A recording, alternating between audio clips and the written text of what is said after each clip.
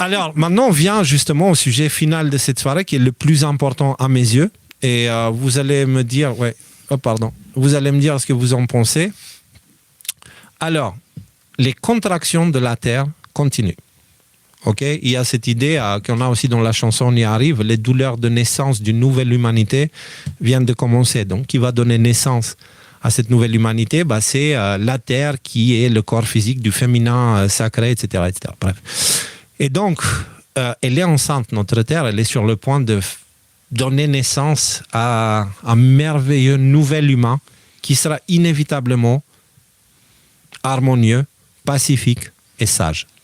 Ça, c'est inévitable. Ce n'est pas dans les sujets de conversation. Ça, c'est la fin de l'histoire. Elle se finit comme ça. L'arrivée d'une humanité qui vit en harmonie, en paix, entourée de sagesse, en dehors et en dedans. OK ? Inévitablement. Le truc, c'est que on me pose souvent la question, ça c'est marrant, parce que c'est une belle image qui m'est sortie une fois accidentellement.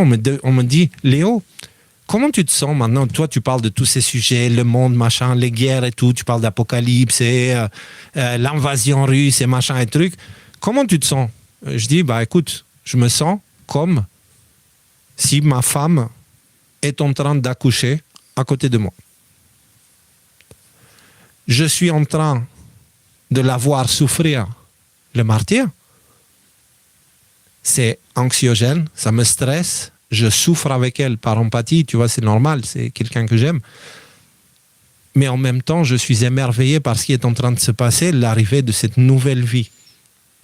Et je me ressens exactement comme ça. Donc, selon où je regarde, si je regarde ma femme, j'en pleure de tristesse. Donc, quand je regarde la terre, je pleure de tristesse. Mais quand je regarde l'enfant qui est en train de naître, j'explose de joie. Et c'est tellement balancé entre les deux qu'au final, je ne sens pas grand-chose. Je suis tout simplement en paix. Il arrivera ce qu'il arrivera. C'est inévitable. Ce n'est pas entre mes mains. La seule chose qui est entre mes mains, c'est ce que moi, je peux faire. Et ce soir, vous allez voir qu'on peut faire quelque chose concret pour sortir de tout ça en un morceau. Voilà. Donc, on commence avec Silvano Trota qui parlait du Japon. En l'espace de 10 heures, plus de 60 tremblements de terre ont secoué le Japon. Depuis le 21 juin, les eaux au large des îles Tokara, dans la préfecture, ont été secouées par 911 tremblements de terre ressentis à la date du 2 juillet à 16 heures. En gros, c'est en train de partir en vrille au Japon. Là, il y a les spécialistes qui disent, toutes ces choses-là montrent, tous ces tremblements de terre qui augmentent en fréquence d'une façon considérable, montrent un gros mouvement souterrain. Okay? Mais le truc, c'est qu'en même temps, on a la même chose qui arrive en Grèce.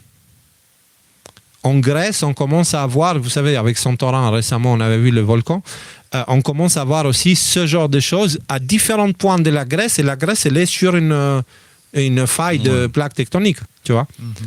Et donc, on est en train de voir un nombre significatif de tremblements de terre aussi en Grèce. Okay? Et on commence à voir des tremblements de terre de plus en plus conséquents au super-volcan de Campi Flegrei. C'est en Italie? C'est en Italie. C'est autour de Naples? C'est ça, c'est un super-volcan. C'est-à-dire, si celui-là, il pète... Ouais, et celui-là, il est rentré en activité, mais parce que de temps en temps, tu sais, il y a des mouvements, mais là, c'est pas du tout habituel. Il y a des effondrements de terrain, il y a des tremblements de terre de plus en plus conséquents, il y a des modifications au niveau de la hauteur du sol, il y a du mouvement. Alors, s'il y avait un de ces trois trucs sol, ça va. Mais quand tu as ces trois trucs, en même temps que tu as des effondrements de terrain massifs en Italie, aussi en même temps, en Suisse en même temps, mais pas que. Il y en a un peu partout. En fait, vous remarquez qu'il y a quelque chose. Il y a quelque chose. Et il se trouve qu'on a parlé de cette chose déjà en 2022 en expliquant exactement ça. On avait parlé de cette émission, donc c'est une ascension spirituelle. En gros, on explique qu'il y a un lien entre ce qui se passe avec le soleil, la terre et nous en ce moment. Et on expliquait que concrètement, le champ magnétique terrestre est plus faible actuellement. c'est directement connecté, lié à l'activité solaire. On ne va pas donner tous les détails, allez regarder les émissions. Mais ce qui fait qu'actuellement, notre corps physique est bombardé de rayonnement solaire direct. L'énergie du soleil, parfois la masse coronale, elle arrive tellement violemment qu'il y a des particules qui étaient directement au soleil qui viennent chez nous, nous charger, tu vois. Et donc, ça, vous vous rappelez, on avait parlé d'une transformation physique. Ça provoque une mutation. C'est quelque chose, ça provoque des changements physiques. Ok? Alors, on avait parlé dans cette émission, mais on avait parlé encore mieux dans cette autre émission, parce que justement, la fameuse tempête solaire, on avait expliqué dans les sujets toutes les conséquences. On avait parlé des aurores boréales avant qu'elles arrivent. Les aurores boréales au sud de la France. On avait expliqué les cycles solaires, le champ magnétique, etc. Voilà, aurore boréale au sud de la France. On avait parlé du noyau terrestre et des études qui avaient montré qu'il y a un changement au niveau du mouvement. Et on avait parlé de l'activité géologique accrue aussi. Okay? Et on avait parlé aussi des répercussions météorologiques, parce qu'il y en a. Hein. Le climat est en effet en train de changer progressivement. Et ne soyez pas surpris si dans 10-15 ans, il y a des oliviers en Angleterre.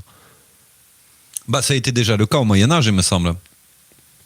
Que ça revient alors. Voilà. On avait parlé de plein d'autres choses, mais on avait parlé des conséquences physiques sur notre corps. C'est ce qu'on va voir maintenant. On avait parlé des conséquences spirituelles et on avait parlé... Mais juste parce que je sais que nous, on dit, regardez cette émission, ça va vous aider. Sauf que 9 personnes sur 10 vont juste s'en foutre et passer sur autre chose parce qu'ils n'ont pas le temps. Mais quand je vous dis, il y a de la valeur là-dedans, allez regarder. Et si vous n'avez pas le temps, je vais vous montrer peut-être l'extrait le plus important qui va expliquer des choses par rapport à vous maintenant. Donc, on regarde ce petit extrait, les gars. Là, dans cette période-là, notre corps va traverser probablement une évolution physique. La période de suractivité solaire, on n'y était pas encore. Maintenant, on y est. D'accord ? La suractivité solaire, le maximum solaire, il est là. Et on est en train de vivre ce que je décris là. Peut-être une mutation, je ne sais pas. Et aura besoin de toutes ces forces pour se régénérer constamment. Et notre corps a besoin de nous aussi pour lui donner le nécessaire pour qu'il puisse le faire. En plus de ça, si on prend l'habitude d'aller marcher dans la nature, cela a un effet secondaire assez intéressant, c'est que votre fréquence intérieure a tendance à s'élever et venir très proche avec la fréquence globale, celle qu'on a vue tout à l'heure. On entre dans une sorte de résonance avec le vivant. Et ça, c'est important et ça, nous devons le faire vraiment, nous devons le faire tout le temps. Dès que vous pouvez, allez marcher dans la nature, allez regarder les arbres, allez écouter les oiseaux, laissez le téléphone loin, parce que justement, c'est électromagnétique aussi et ça a des effets assez négatifs, le téléphone. Et bien sûr, tout ce qui est Wi-Fi et toutes ces fréquences-là, elles ne sont pas super pour le corps. Alors, autre chose. Nous avons absolument besoin de comprendre quelque chose d'essentiel qui est quand un humain est fatigué, il est irrité et irritable, comme j'ai dit tout à l'heure. Et il a tendance à se mettre en colère facilement, il manque de patience. Et quand on est en colère, on peut faire des bêtises. Et ces bêtises-là, ensuite, font qu'on regrette. Alors, c'est très important de comprendre que une des raisons pour laquelle on doit aussi maintenir notre corps en bon état, d'accord, un peu mieux que ce que vous avez l'habitude, c'est aussi pour ça. C'est pour avoir l'énergie nécessaire de ne pas devenir un connard. Excusez-moi, je vais le dire d'une manière comme ça, parce qu'on peut vite devenir un connard. Moi-même, je peux l'être, d'accord. Quand je suis fatigué, parce que j'ai beaucoup travaillé, quand j'ai mal mangé parce que j'ai pas eu le temps de faire à manger correctement, quand je suis fatigué physiquement parce que j'ai fait des choses genre déplacer le bois ou des trucs comme ça et que je suis au bout de mes forces, j'ai tendance à m'énerver. Comme tout le monde. Je ne suis pas une exception et je dis pas ça pour confesser un crime ou je sais pas quoi. Non, je dis ça pour dire que je suis comme tout le monde et qu'on est tous pareils. Et à ce moment-là, on peut faire des choses qu'on regrette. Donc, ces regrets-là, ils seront pas sains pour la suite. Parce que, justement, si on ne prépare pas notre corps, on risque d'être dans cet état de fatigue pour une période assez prolongée. Donc, ça veut dire être irrité et irritable pendant une période prolongée. Donc, ça veut dire devenir colérique. Donc, ça veut dire devenir quelqu'un de pas forcément positif pour l'environnement. Donc, c'est pour ça que je vous dis, ne faites pas ces choses-là uniquement pour vous. Prenez en compte aussi que si vous avez, par exemple, des enfants, vous avez besoin d'être patient avec vos enfants parce que eux, ou un média alternatif, eux aussi, ils vont traverser ça. Et donc, pour avoir l'énergie et la patience pour faire ça avec les enfants, c'est important d'être en forme. Donc, ça, c'est un aspect vraiment qu'il ne faut pas ignorer. OK. Alors, les gars, qu'est-ce que ça... Alors, je juste la date. Donc, il faut comme pas ça, ignorer. Pour avoir une idée, ce livre, 8 décembre 2023. OK. On était encore à fond, actualité, etc., etc. Et puis, c'était un peu entre les décodeurs. C'était le moment où on avait pris notre pause, non? C'était le moment où Nico et moi, on avait fait la pause. Hein. Ouais, entre les décodeurs et ADNM. Ouais. Enfin, c'était juste après le début d'ADNM. Ouais, c'est ça. Donc, qu'est-ce que ça vous inspire, les gars, le fait d'avoir dit ça? Parce que si vous regardez ce que je dis dans cette émission et vous regardez un petit peu là où on est aujourd'hui, on parle de burn-out de tout le monde, d'une fatigue extrême, d'une irritabilité, polarité aussi. Tu vois, on parle de gens qui avant ils étaient sympas, maintenant ils se comportent de manière un peu pas cool, tu vois. Et en fait, il y a une explication. Moi, je l'ai donné l'explication dans cette émission-là. Et j'avais fait appel et j'ai dit, oui, ok, d'habitude, tu peux continuer à ignorer ta santé et puis tu deviendras con, mais quand tu seras vieux. Maintenant, c'est maintenant que ça se passe. Ouais. Ah ouais, parce que maintenant, l'état de fatigue, il vient parce que notre corps, pendant qu'on fait nos vies qui sont de plus en plus intenses et remplies d'actualités, de choses comme ça, en même temps, notre corps, il est en train de s'adapter à cette nouvelle forme d'énergie qu'il n'a pas encore connue jusqu'à présent. Oui, Rudy. Alors, ce que ton propos était quand même surtout basé sur, ou alors le texte qui était associé à ton propos sur l'alimentation. Moi, comme et l'activité physique. Et l'activité physique. Je suis là-dedans. Je viens de passer un déménagement. Un déménagement, c'est éprouvant, à la fois nerveusement et physiquement. Et je passe par ce genre de choses, comme beaucoup de gens, certainement, vous, je sais, et puis beaucoup de gens qui nous regardent. Je pense... Ma femme aussi passe par là. Donc voilà, quand tu vis en couple aussi, tu dois dealer avec les émotions de l'autre. Ouais. Et ce qui nous aide vraiment, nous, parce que ça fait plusieurs années que le processus est en cours, et on voit une très très nette évolution au niveau de l'harmonie qu'on peut avoir dans notre maison, dans notre famille, c'est qu'aujourd'hui, on arrive à repérer ces moments-là et en avoir conscience. C'est-à-dire, hier, je ne sais pas pourquoi, j'étais super fatigué. Il était 8h du soir, j'étais fatigué. À un moment donné, il y avait des mouches, elles m'ont gonflé. J'étais énervé, je trouvais un truc, je trouvais... Et en fait, à ce moment-là, j'ai fait une pause, parce que finalement, ça sert un petit peu l'expérience qu'on a pris toutes ces années. Je me suis dit, ok, là, je me sens pas bien, mais je sais que c'est temporaire et je sais que ça va passer. Et je me suis foutu dans mon lit, j'ai ronchonné, j'ai grogné pendant 5 minutes, et puis après, ça allait un peu mieux, puis après, je me suis endormi, puis je me suis réveillé le matin et ça allait très bien. Donc, en fait, ce qui est essentiel dans ces moments-là, c'est de savoir aller choper ces moments-là, c'est de savoir de prendre cette caméra interne et de la mettre à l'extérieur, ce phénomène d'extériorisation et d'observation de soi-même, et se dire, bon, ok, là, ça va pas.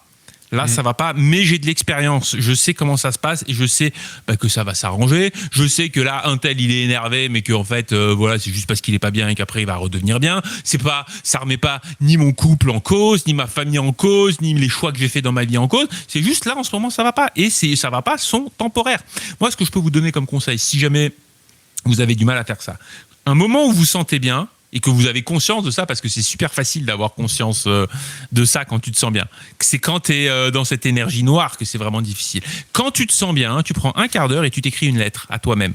Tu te l'écris. Voilà, Rudy, tu liras cette lettre au moment où tu te sentiras mal. Et ben alors voilà, les conseils, tu vas savoir que ça va passer, tu vas savoir que voilà, qu'il y a plein de bonnes choses dans la vie, qu'il faut juste que tu respires. Parce qu'en fait, même tous les trucs qu'on sait qu'on est supposé faire à ce moment-là, faire 15 minutes de respiration, faire de la méditation, se prendre une douche froide et tout ça, à ce moment-là, c'est la dernière freaking chose qu'on a envie de faire et on le fait pas. Non, je tiens à ma colère, je suis justifié dans ma victimisation personnelle là, et dans ma pity party que je suis en train de me faire. Je suis pas d'accord, moi j'ai réussi à me saouler. J'ai réussi à me saouler, c'est-à-dire le Léo con, il m'a saoulé il était tellement présent, tu vois, c'est genre la fatigue faisait que j'étais vraiment, je pouvais m'énerver pour un rien, tu vois. Et seulement avec les gens qui m'aiment beaucoup, parce que tu t'énerves pas avec les gens qui t'aiment pas, tu veux pas les perdre. Tu sais, c'est le truc classique, on pourrit la gueule des gens qui nous aiment le plus, tu vois. Et donc, du coup, il m'a tellement saoulé celui-là, parce que il débarque, le Léo colérique, tu vois. Ce n'est pas moi. C'est la colère qui prend le dessus. Et du coup, la colère, elle me fait faire des choses qu'après moi, celui que je suis véritablement, je dois assumer les conséquences. Et je suis là, et je dis, mais mec, mais va te faire, accouplé par une vache espagnole, tu vois ce que je veux dire? C'est à un moment donné, la colère, c'est bien. Donc maintenant, ce qui se passe, c'est que quand je me mets en colère, je suis tout de suite blasé. Encore toi? Tu vois ce que je veux dire? Je vois ce que tu veux dire. Et moi, c'est comme ça que j'ai réussi à trouver l'harmonie. Tu vois, c'est genre, mais vas-y, ta gueule, toi tu parles pas. Quand l'autre reviendra, là, on pourra s'exprimer, tu vois. Et je vais dans mon coin et j'attends, je distrais mon cerveau avec quelque chose et c'est bon en fait. C'est vrai. Même quand on a eu des fois en interne des tensions, hein, je me souviens que tu avais toujours ce réflexe que pendant un moment, là, quand tu avais envie de me tuer par exemple, tu me parlais pas. Et c'est seulement le lendemain qu'on arrivait à se parler, à t'être reposé, puis finalement à se dire les choses, et puis finalement à repartir sur un bon pied, quoi. Ouais, et heureusement, parce que si on avait discuté à ce moment-là, on se serait lancé des trucs au visage, on se serait peut-être venu au point, j'en sais rien. Donc c'est bien, là, cette retenue, elle est bien. Maintenant, justement, ça prend plus 24 heures pour me calmer. Ça prend genre, dès qu'il arrive, je suis là. Ferme ta gueule. Genre, encore toi, qu'est-ce que tu fous là? Fous-moi la paix. Oui, je suis fatigué, je sais. C'est pas de la faute d'Isabella, c'est pas de la faute du chien, c'est pas de la faute de l'autre, tu vois. Après, attention, il y a ça, mais par contre, je mets des limites de façon plus claire maintenant. Oui, aussi. Dans ton fonctionnement avec les autres. Dans mon fonctionnement avec les autres, j'ai appris que une façon d'éviter de me mettre en colère, c'est de mettre des limites claires pour que les gens sachent s'ils les dépassent. Voilà, j'ai pas de temps à perdre. Tu dépasses les limites, tu te bats. Tu vois, j'ai pas le temps. Parce que là, je suis moi-même en train d'essayer de survivre, tu vois. Comme tout le monde, y compris ceux qui tirent les ficelles, parce que ce sont aussi des êtres humains. Eux aussi, ils sont en train de traverser ça. Il y a quelqu'un que je connais qui m'avait décrit ce processus comme faire son alpha et son oméga, donc il se reconnaîtra si jamais il regarde l'émission. Donc, mais donc donc je pense que c'est super important de Enfin, c'est un piège qui t'est tendu, quoi. C'est un piège qui t'est tendu. Et moi, chaque fois que je suis tombé dans le piège, chaque fois, j'ai dû le regretter. Parce qu'après, comme tu dis très bien, c'est pas toi qui parles. C'est ton rara pour ceux qui ont lu le bouquin. C'est ton esprit mauvais. Mais par contre, c'est toi qui dois t'excuser. Et qu'est-ce qu'il y a de pire de devoir t'excuser pour une connerie que tu n'as pas commise, en fait? Tu vois, il y a rien de plus humiliant et ou que tu n'aurais pas fait dans l'état-là. Parce que c'est toujours toi. C'est ça l'important. Oui, l'important de ce qu'on est en train de décrire, tu sais, c'est justement, on va entrer dans les connaissances ésotériques. On n'est pas une chose simple. Les anciens, ils voyaient l'humain comme l'extension de Dieu, avec une responsabilité extraordinaire, mais le corps humain est un contenant. Ah, pardon, oui, merci. Le corps humain est un contenant. Et regardez, parce qu'on a parlé beaucoup de Salomon ce soir, regardez la saloperie derrière tout ça. Salomon, saloperie. Non, pas Salomon, saloperie, mais la saloperie derrière tout ce qui a été fait après Salomon. Tu vois, parce que lui, il a eu une vie compliquée, il a été dans une position merdique où il a dû porter des responsabilités pour lesquelles l'humain n'est pas fait pour. Et c'est pour ça qu'il s'est effondré, tu vois. Donc, mais qu'est-ce que je disais? J'ai perdu le fil là. Salomon, les saloperies qui ont été faites derrière Salomon. Pourquoi quand l'humain est un contenant. Ah oui, c'est ça. En fait, si on revient sur vision Enoch, machin, blablabla, en fait, le corps humain est un contenant qui est censé contenir dedans l'esprit de l'homme. Et l'esprit de l'homme, c'est littéralement l'esprit de Dieu. Concrètement, l'homme et Dieu, c'est comme le rêveur et le rêvé. C'est juste que dans notre... Enfin, le rêveur et le rêvé. C'est à la fois le même, mais à la fois non. C'est-à-dire, dans ce monde, on ne peut jamais incarner pleinement le divin. On ne peut qu'être des morceaux. OK? Mais notre conscience est littéralement la conscience divine. Et notre subconscient est une part de du subconscient divin. Et donc, du coup, c'est que... Ah putain, j'arrête pas de perdre le fil. Contenant. Ah oui, et donc, du coup, l'humain est un contenant pour contenir l'esprit humain. OK? Le problème, c'est qu'il y a d'autres esprits aussi. Et d'une certaine façon, l'humain a commencé à se comporter comme un animal. Et à créer d'autres esprits. Tu vois? Et ces esprits, c'est... tu sais, la question de la colère, parce que ça a un rapport direct. Ce pourquoi tu es en colère, c'est parce que celui qui a des désirs pour lui, il est frustré parce qu'il n'est plus en capacité d'aller au bout de ses désirs et il cherche à qui la faute. Et tu veux savoir le grand secret de la colère? Tu sais d'où ça vient? Vous savez d'où ça vient? C'est quoi la colère exactement, les gars? Vas-y. C'est un mécanisme de survie qui est censé rester dans les bébés. Parce que les bébés, en fait, ce que nous, humains, on appelle colère, c'est le sentiment que l'enfant ressent quand il a faim et qu'il ne reçoit pas de lait. Et c'est ça qui le fait pleurer. D'accord? C'est un état émotionnel fort qui pousse l'enfant à réagir pour attirer l'attention de la mère. OK? Le truc, c'est que nous n'avons pas que des corps physiques. Et donc, ceux qui ont des corps spirituels qui n'ont pas évolué et qui restent dans l'état enfantin, ils se mettent plus facilement en colère. Aussi, tu vois. Et donc la colère, c'est littéralement un instinct qui est censé, en fait, c'est le bébé. Dès que c'est une forme d'autonomie, quoi. Et c'est le bébé qui appelle à attirer l'attention de la maman. Donc ça montre un vide. Là, on parle de la colère débile. Hein. On parle pas de... Parce qu'il y a aussi la colère sainte. Quand tu vois quelqu'un faire du mal à un enfant, tu es pris de colère. Là, c'est pas parce que tu es un enfant. Là, c'est parce que tu es un humain. Et par empathie, tu veux défendre les plus fragiles. Tu vois ce que je veux dire? Les plus... Voilà. Enfin bref, tout ça pour dire quoi? Pour dire que nous sommes actuellement dans cette période-là. J'ai retrouvé cet extrait-là exprès parce que concrètement, il y a les conseils de comment faire pour ne pas devenir con dans ces moments-là. Et je ne sais pas si vous avez remarqué, mais on vient d'évoquer un sujet où on parle justement de comment les gens sont en train de devenir un peu cons. Hein? Un peu raciste, un peu pas négationniste dans le sens choix, machin, blablabla, mais un peu amnésique plutôt. Dans le déni, tu sais, mauvaise foi. Et il y a beaucoup de ça. Et moi, je vous dis, c'est pas la faute des gens. C'est que d'un côté, la vie devient de plus en plus fatigante, réellement. De l'autre côté, notre corps est soumis à de plus en plus de pression. Et du coup, si on ne prend pas soin de nos corps, on ne va pas pouvoir traverser ça correctement, en fait. Donc, c'est très important, plus que jamais, de se focaliser à la nutrition et au sommeil. Au sommeil, parce que c'est au sommeil que le corps, il fait tout son processus de réparation, machin.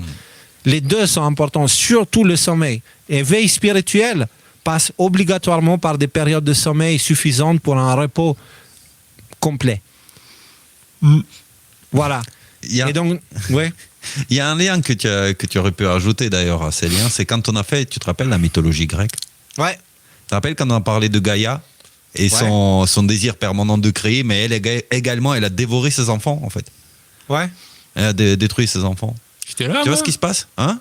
J'étais là à cette émission. Ah oui, bien sûr, oui, tu étais là. Tu étais là et c'était ultra intéressant, tu vois, ça fait réfléchir. Parce que, et qu'est-ce qu'elle a dévoré? Rappelle-toi. Là, on revient à Enoch. Des titans. Ah ouais. Pourquoi? Qui sont les titans? Tu vois, si tu le projettes par exemple chez Enoch, etc., c'est serré. Les géants. Les Néphilim, les géants, etc.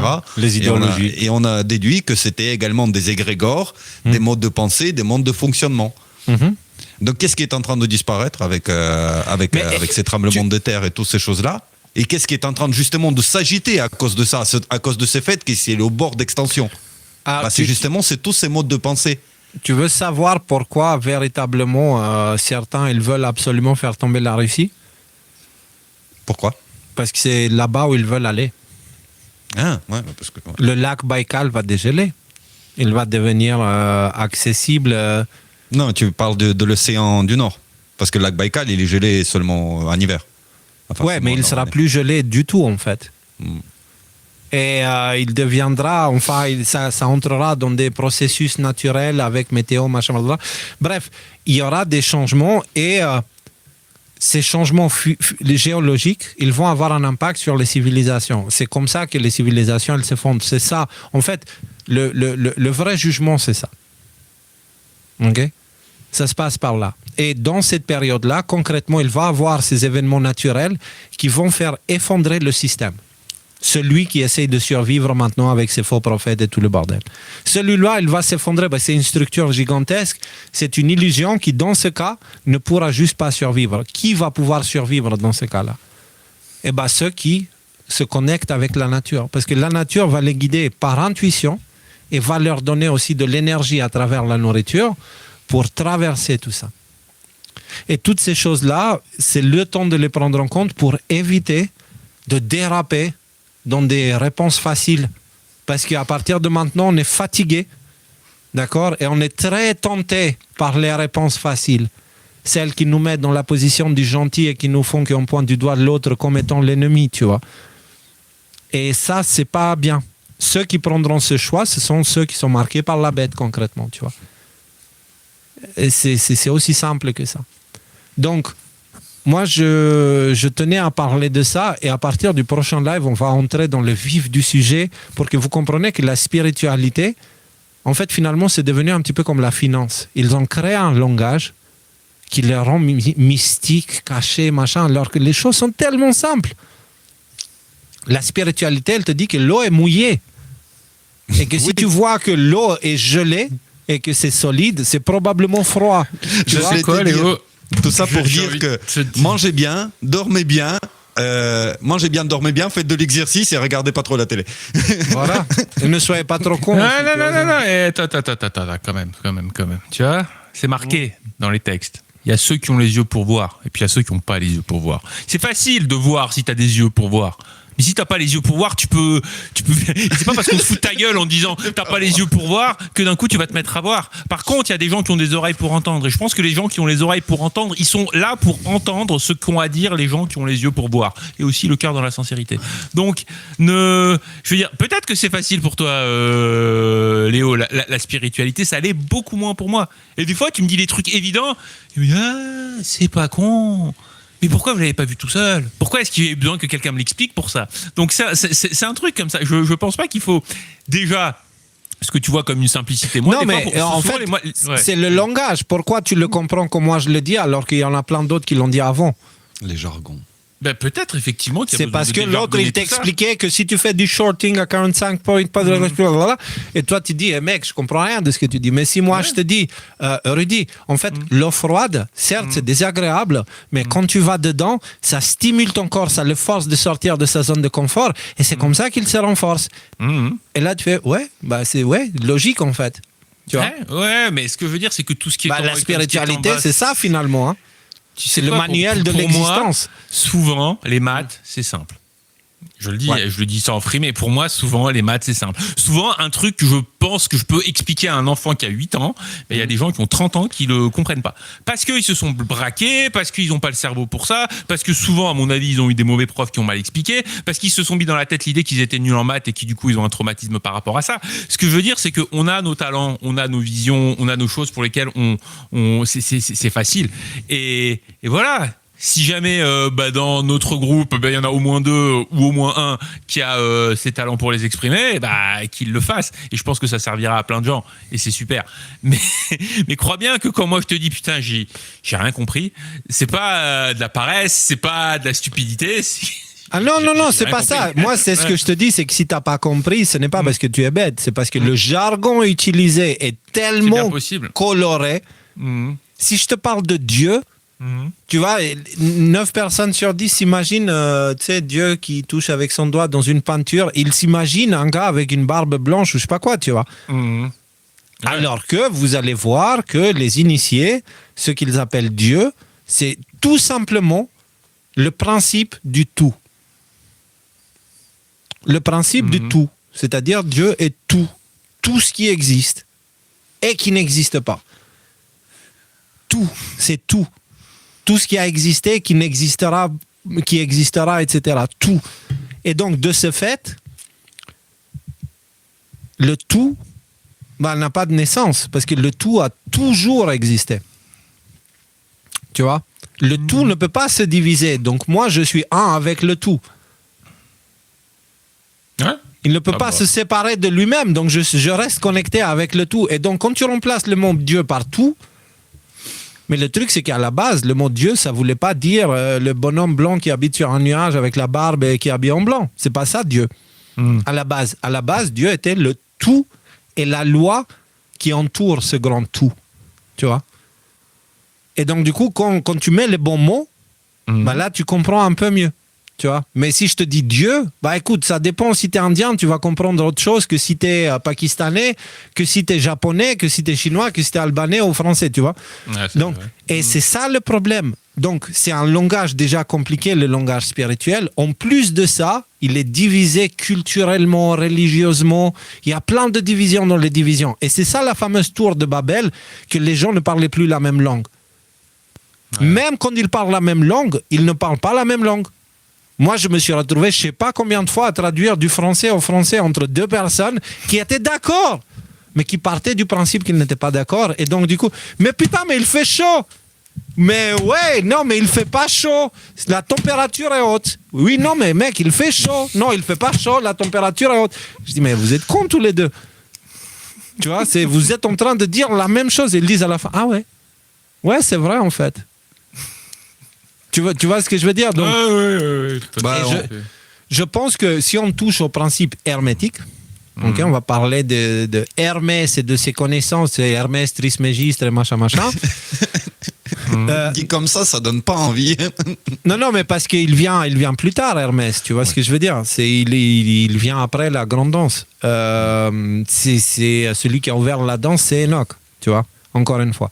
Donc, et on va parler de ces principes et ça va vous rappeler plein d'émissions Y-Files. On a parlé de la réalité qui est un rêve. Parce que Hermès, okay, le soi-disant le plus grand des communicants divins, machin, tout ce que tu veux, dit que la réalité est mentale. Elle n'existe pas, est une création mentale d'un cerveau divin.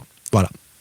Et donc, tous les ésotéristes autour du globe savent que la réalité, c'est ça. Et du coup, ils donnent énormément d'attention à quoi ? Aux capacités créatrices de l'humain. C'est quoi ? C'est notre conscience, notre focus, notre intention et notre subconscient. Et c'est ça les connaissances qu'ils ont, et c'est ça qu'ils utilisent. Ils nourrissent notre subconscient pour nous guider inconsciemment. Et ils nous font faire ce qu'on a envie. C'est ça, faire travailler les démons pour soi. Tu tentes les gens avec des appâts et tu les attires. Et leur faiblesse face aux démons fait qu'ils suivent l'appât. Merci Salomon pour la découverte. Sympa.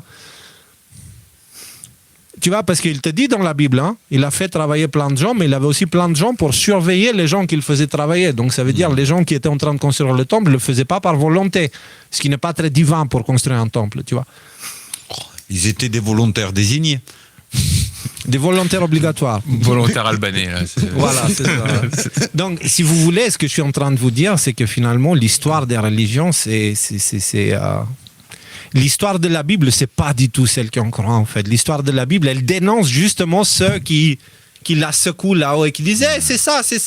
Qui construisent les églises. Alors que si tu lis bien les textes et tu as les yeux et les oreilles, tu te dis « mais les gars, vous êtes en train de me dire que vous êtes des gros enculés, en fait ». C'est écrit dans le bouquin, là. Vous êtes des manipulateurs. Des ongulés. Des ongulés, j'ai dit. Je pense que c'est le micro, il avait un effet. Il a crépité. Donc, vous vous rendez compte de ce que je suis en train de dire peut paraître très arrogant ou très, je ne sais pas, par les spécialistes des livres. Mais je rappelle à tout le monde que le Christ n'est pas allé chercher ses apôtres chez les spécialistes. Et il y a une raison pour ça. C'est parce qu'il n'y a rien de plus stagnant qu'un spécialiste, de plus figé et de plus difficile à s'ouvrir à la lumière qu'un spécialiste. Parce que s'il le fait, il doit accepter qu'il a tort, et s'il accepte qu'il a tort, il n'est plus spécialiste, donc il n'a plus de raison d'être. Tu comprends? C'est drôle, hein? C'est marrant. Et les amis, je vois que Rudy il a envie qu'on finisse le live et je comprends. Arrêtez du réel. C'est pour ça, la caméra était moins bonne qualité avant, ça se voyait moins quand je commençais à m'endormir sur le micro. Non, mais là, tu as eu le déménagement, etc. Donc, ouais. Ouais, Nico. Ouais, tu as parlé de la tour de Babel. Tu as vu la peinture de Van Bruggen, là, sur la tour de Babel, comment elle est faite? Si tu la regardes en détail, il y a plein de trucs qui vont pas. Ouais. Il y a plein de trucs qui sont faits à l'arrache, etc. Rudy, il va sortir le fusil si je le fais. Hein. Moi, c'est pas grave. Maintenant, il habite loin et du coup, il peut rien mettre. Il va prendre de bateau pour venir le taper. Et il se rebelle, le jeune homme là. Attention, Rudy.